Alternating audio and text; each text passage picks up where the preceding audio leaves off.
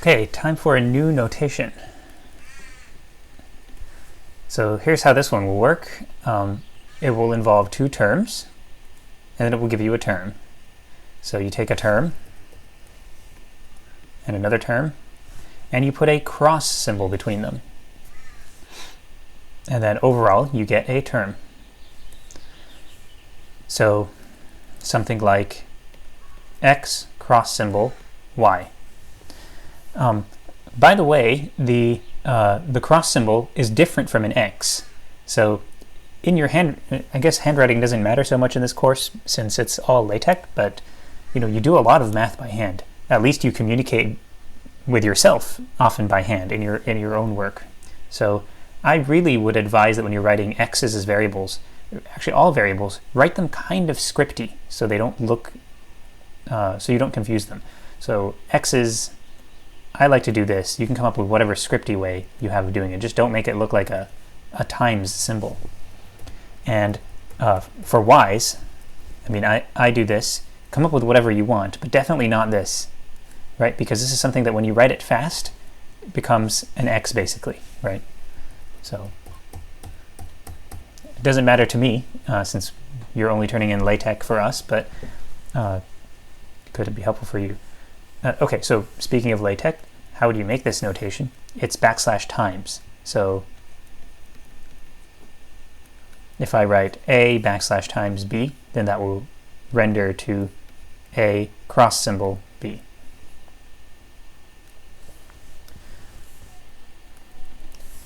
Okay, and what does it mean? So I'm going to use capital letters often for things that I'm doing this to.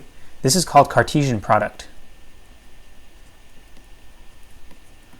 Or sometimes it's just called product of sets.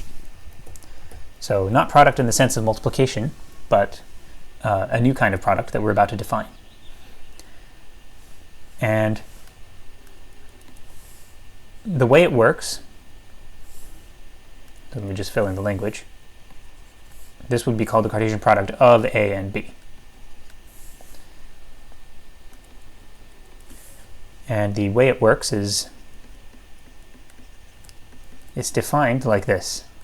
So I'm going to start by writing a definition that actually does not meet our grammatical standards, and then I'm going to change it. And look what I did. For some reason I wrote a script X. Okay, so this will be the set of pairs, ordered pairs, A, B, such that A is in there and B is in there. So the idea, and this is currently, you should view this as grammatically incorrect, but I'm about to fix that problem. So the idea is that the Cartesian product is the set of pairs whose first coordinate, whose first position comes from the first set, and whose second position is an element of the second set. So let's write that in English. The set of pairs, ordered pairs, such that the first coordinate, the first position, remember we saw pairs are ordered, they have a first position and a second position, unlike doubletons. So such that the first position is an element of A,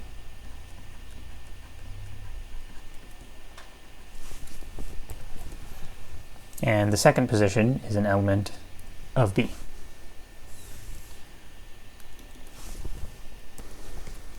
Okay, so what's the deal with this notation here? A product B equals this. This does not match our grammar or our syntax requirements for the notation with the curly braces and the bar. If you look back to when we defined that, we said that what you need to do is you've got your curly braces, you've got your bar or barbell, and you put a proposition here. Okay, fine. We did that. We did put a proposition here. But you put a variable here. Specifically, a variable goes here, right? But look at what we've done here. We have put not a variable, but a more complicated term. I mean, a variable is a term, but this is a term which is not a variable. It's just some other non-variable, non-constant term. It's made out of variables, a and b, but it is not itself a variable. So we have violated the syntax. Now I'm going to introduce a shorthand notation, which allows you to sometimes not put a variable here. So the problem with violating the syntax and not putting a variable here, let me show you the problem. The problem is that axiom 5 here tells us how to work with these kinds of things, right? These constructions with the curly braces and the bar. Axiom 5 tells us how to work with these, assuming there's a variable there, right? There's a variable, and that variable is the thing that gets replaced when you're talking about membership. So axiom 5 becomes unavailable to us if we just,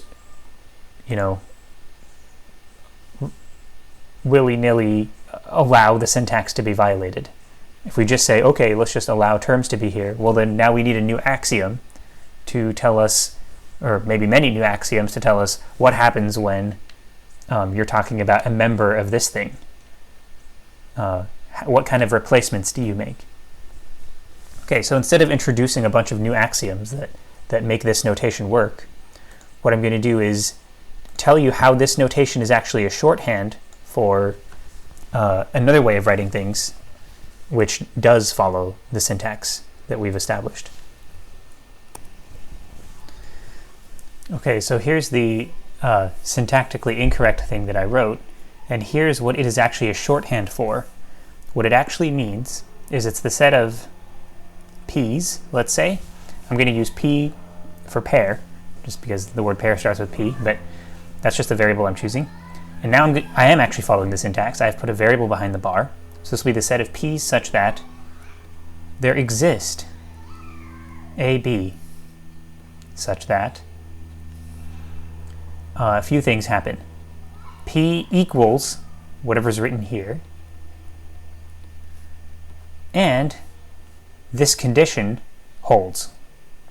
So maybe I can color code this a little bit. So what I'm putting here is the condition up there. A has to be in there, and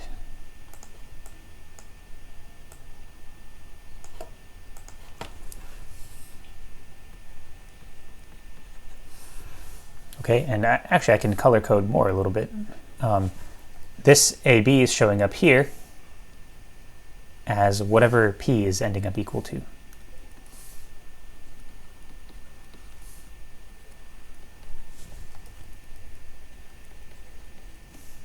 And that's also the reason for the A and B showing up here.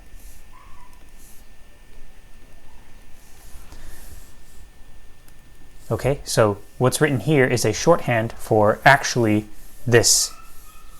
This is not initially grammatically correct, but now it is. It stands for this, which is grammatically correct. This is something you could use with axiom 5.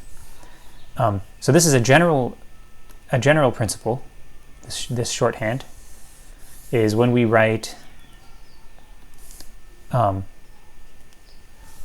set of, I can put any complicated term here that involves a bunch of variables. So let's pretend that we invented a silly looking notation, which is a tree. Let me make it in red.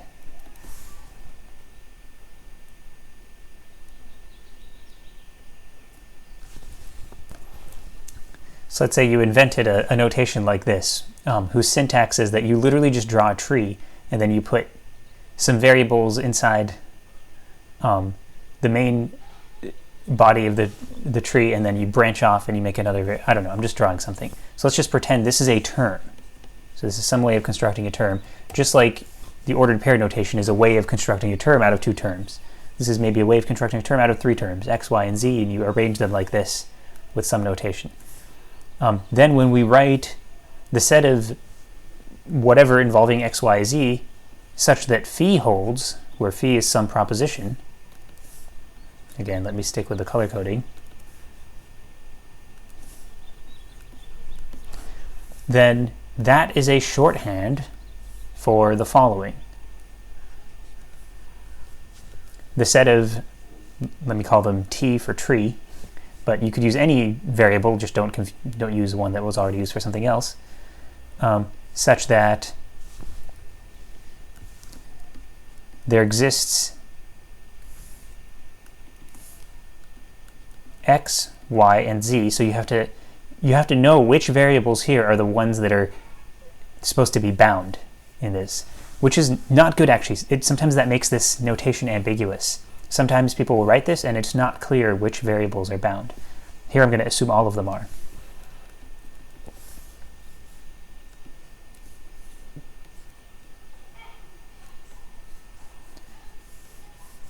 Such that T equals this thing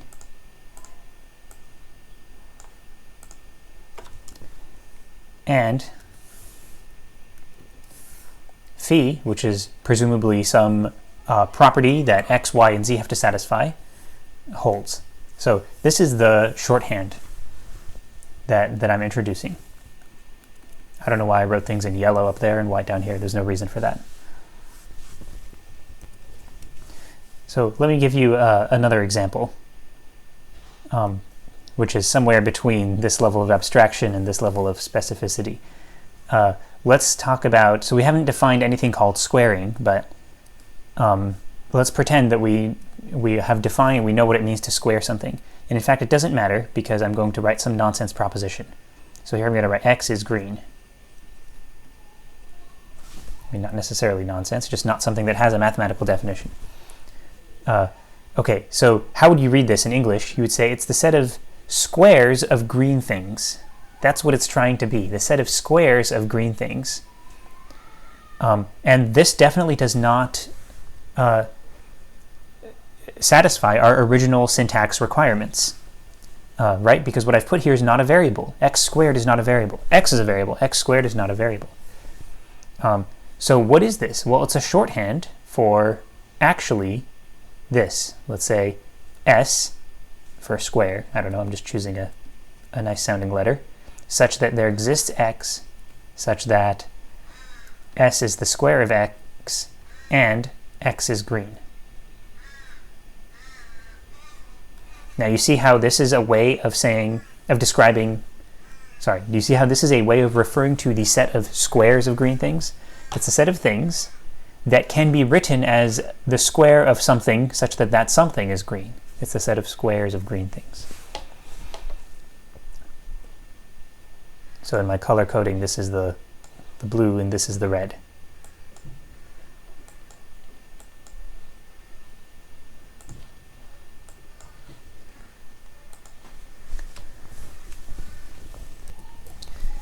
So one thing that's really interesting and initially deceptive about this notation, about this shorthand, is that it's hiding inside it an existential quantifier. So when we write something like this, or when we write the set of squares of green things, there's an existential quantifier hiding in there. Right, like that's what it expands out to, something involving an existential quantifier, and you can't see it when it's written in this more compact form. So I think that's kind of neat, and it also tells you how important it is to understand how this thing expands into that. Because when you go to prove things about this, you will not be able to use axiom 5, right? Because there's not a variable here. So you'll instead rewrite it like this, and then you go ahead and use axiom 5, and then existential quantifiers are going to show up. So depending on what you're proving, if you're trying to prove a membership, or if you're trying to use a membership that you have, you might have to use existential generalization or existential instantiation. So that's just not clear that those techniques would be needed when you just write it like this, right? Okay, so filling out our formalism for the Cartesian product is it's defined like this. It's the set of things that can be written as a pair. So all the elements of a Cartesian product can be written as an ordered pair, where the first thing in the ordered pair, the first component, is in the left-hand factor of the Cartesian product. and the second component is in the right-hand factor. So that's the definition. Now, what you actually see right after you see the definition of Cartesian product, which is what I just wrote down, what you see immediately is an essence of type theorem. So again, that means this is actually going to be more useful to you than the original definition. One issue, one annoying aspect of the original definition is this existential quantifier that's in it. Every time you want to use the definition directly, you have to go through and deal with that existential quantifier in your argument. But for many simple things, it's nice to just have a simple quantifier-free description of how membership works for Cartesian products. And it is this. So let's go through and see how we can prove this from definition 41. And it will be important to know how to make this kind of argument, because sometimes you will not directly be able to use, sometimes you will need to use that shorthand and go through that existential quantifier. So this will be the one example where you see us use it. Okay, so let's go ahead and prove theorem 42. So here I've got the statement. This is our essence of Cartesian product.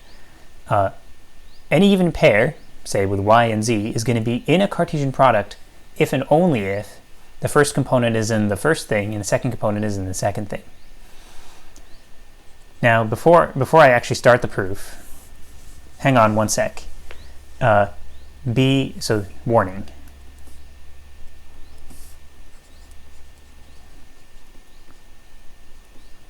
Big warning.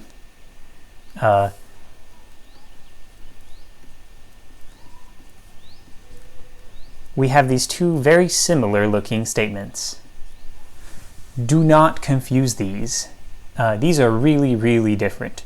This one is a shorthand, or a short way of writing that y is in S and z is in S. It's saying that these individual things are elements of S.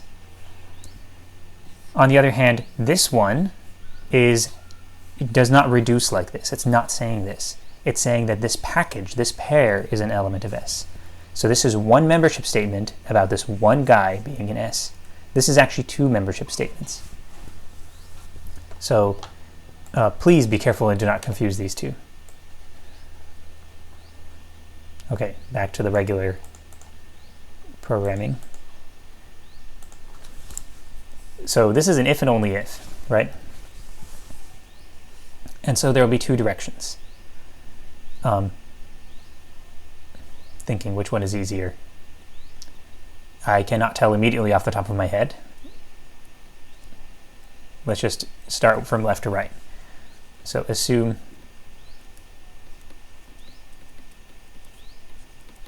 this. So assume you've got this pair in this Cartesian product.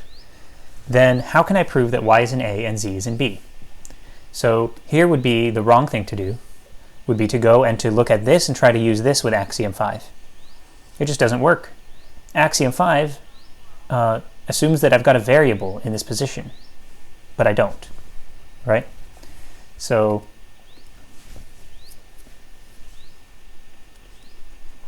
let me just write down what it is I have, replacing A product B by its definition.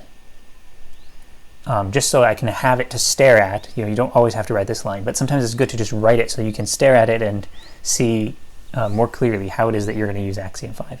So here's the wrong thing to write first. The wrong thing to write is this. This is not going to be so useful. Because axiom 5 just does not apply to this situation. So instead, I'll write the full, not the shorthand, but the full version.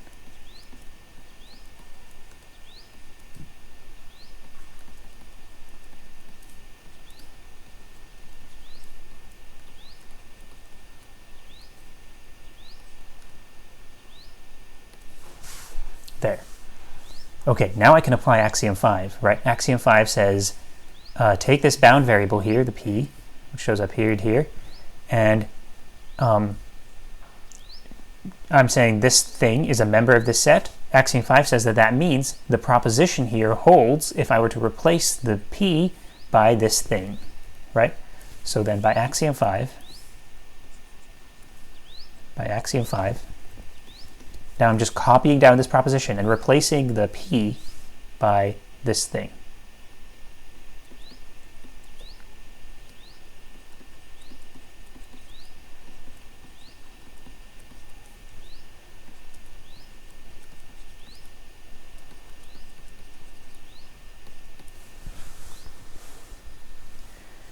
Okay, so notice there are not really any A's and B's here. The A and B are bound. So this is just saying there are two things such that the pair YZ equals thing 1 and thing 2, and thing 1 is in A and thing 2 is in B. I found it really hard not to imagine these guys as I was saying that. So how do we get thing 1 and thing 2 to actually be specific things in our proof? We have to do existential instantiation. We can get A and B, and I can call them anything I want, right? As long as it's not something previously used. Luckily, A and B are not previously used, so I can just call them A and B. But here I can call them anything I want. I could call them C and D if I want to. But I'll use A and B. We can get A and B such that, so now they're not thing 1 and thing 2 anymore. They are specifically A and B. Those are the names for them, such that the stuff in there happens.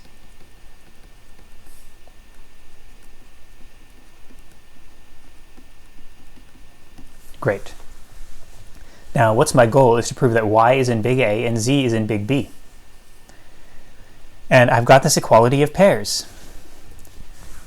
Now we can use essence of pairs. So this would be, back here, this result here about ordered pairs. The fundamental fact about ordered pairs that they are equal precisely when the firsts and seconds match up. So from here we've got Y equals A and Z equals B. So by Theorem 39, Y equals A and Z equals B. So remember our if you watched that video or read it, that was hard work proving this, right? That we can do this. So all that hard work is now being needed to get this to work here. Okay, and since little a is in big A and Y is little a, Y is in big A. That's axiom 2. So therefore, since this is true, I can replace the little a by something that it's equal to, namely Y. And this is true, I can replace little b by something that it's equal to, namely Z. Great, so I have succeeded in proving the desired conclusion here. Let's work on the other direction. Now assume that Y is in big A and Z is in big B. Now, yeah, I remember doing this last quarter. I'm getting a traumatic memory of messing this up on the chalkboard last quarter. This is extremely confusing for some reason. Okay, well, this time I can pause the video as much as I want and figure out what to say next. So my goal is to prove that this pair is in there. So let me break down exactly what the goal is.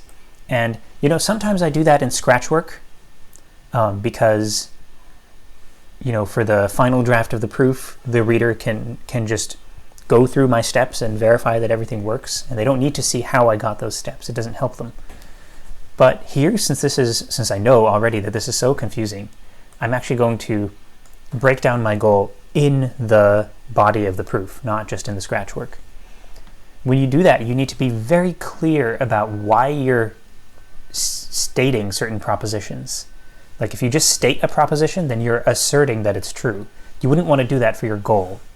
So I wouldn't want to just state this. That would invalidate the entire proof. That would be just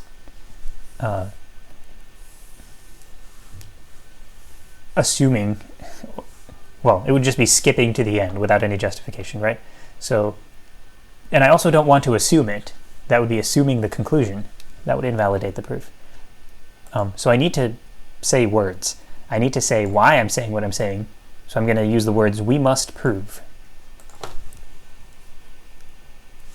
So I'm not saying we've proven this. I'm saying this is what we want to prove. We must prove that the pair YZ is in there. And now I'm going to break this down. That is, we must prove. So I'm going to keep saying that this is not what I've proven. This is what I know I need to prove in order to finish. So that is, we must prove. And I need to say this phrase, we must prove. I can't just say that is and then write it in a different way, because then it looks like I'm asserting it, right? So we must prove that. And now I'm going to break down. So I've already broken down using axiom 5 exactly what it means for the pair YZ to be in A product B. It's exactly this statement, right? So now I need to prove this statement. In fact, let me just go ahead and copy it. Be lazy.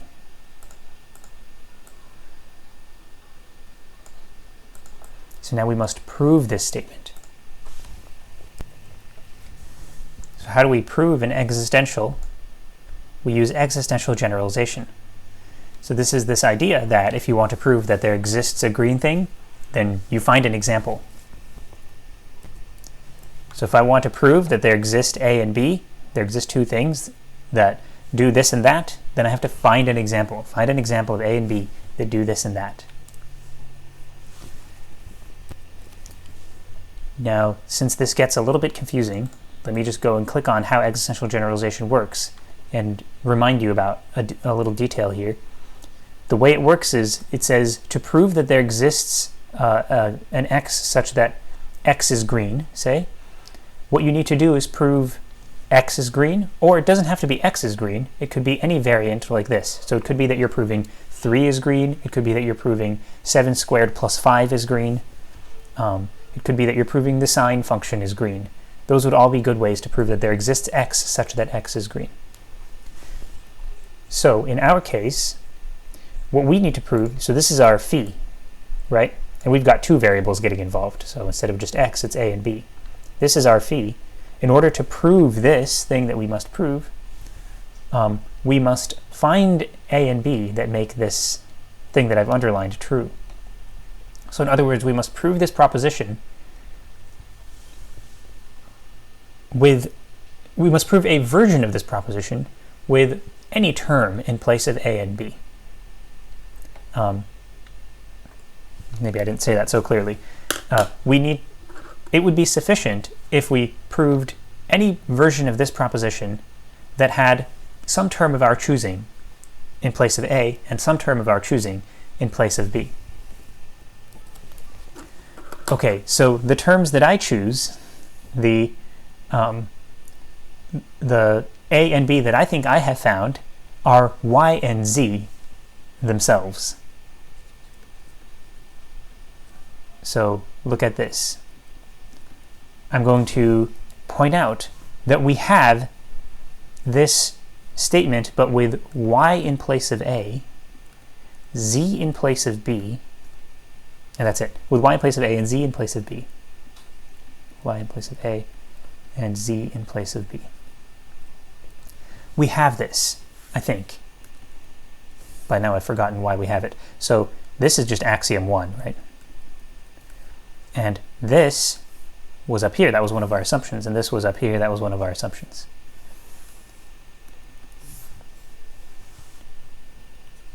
So we are done. If I had not so clearly broken down for the reader here what it is that we must prove, then I wouldn't say we are done here. I would explain why this means we are done. But I feel like in this proof, I have explained why this means we are done before we did it. So yeah. So you see, proving this proves this. That's one of the more confusing uses of existential generalization that I've seen. we have found an example of an A and B that makes the proposition here work, namely y and z themselves. Okay, that wasn't as bad as it went last time for me.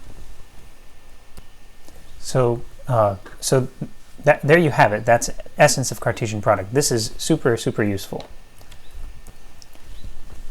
When you're working with Cartesian products, instead of directly using the definition, now you can bypass the existential quantifier, which annoyingly sits there in the definition, and instead, as long as what you're talking about already takes the form of an ordered pair, you can work with membership like this. So here, here is one of these situations where we're not using axiom 5 to do everything. We're using this is like a special version of axiom 5 designed just for Cartesian products. One of your possible presentation problems, if you choose it as your presentation problem, is to look carefully at the proof that we went through here and examine what would have gone wrong if we tried to define Cartesian products using doubletons instead of ordered pairs. So if we tried to do this here with curly braces, A and B, rather than parentheses, where would the proof have failed? And why would we be unable to get a doubleton version of this if we had used doubletons here rather than pairs? So that should be an interesting one.